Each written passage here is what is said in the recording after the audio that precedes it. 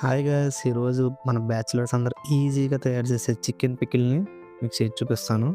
చాలా సింపుల్గా. ఇక్కడ నాకైతే ఫ్రెష్ చికెన్ దొరకదు, అందుకే ఫ్రోజన్ చికెన్ తెచ్చాను.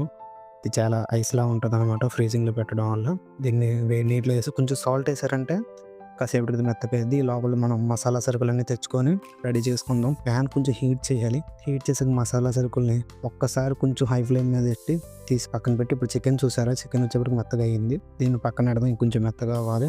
ఉన్న ఆవాలును మెంతులు కూడా ఫ్రై చేసుకొని పక్కన పెట్టుకుందాం. తర్వాత చికెన్ని ఒక బౌల్లో వేసుకొని జస్ట్ అలా లో ఫ్లేమ్ మీద పెట్టండి. దాంట్లో వాటర్ అంతా బయటకు వచ్చే లోపల ఈ లోపల మనం పెట్టుకున్న మసాలా సరుకుల్ని మిక్సీలో ఆడేసి 2 పొడుల కింద పక్కన పెట్టుకుందాం. తర్వాత మన చికెన్ రెడీ అయిపోద్ది. చికెన్లో నీళ్ళంతా అయిపోవాలి. నీళ్ళంతా ఇంకిపోయాక చికెన్ తీసి పక్కన పెట్టుకున్నాక మనకు కావాల్సిన ఐటమ్స్ అన్ని మసాలా సరుకులు ఉంటే చాలు, ఇంకేం అవసరం లేదు.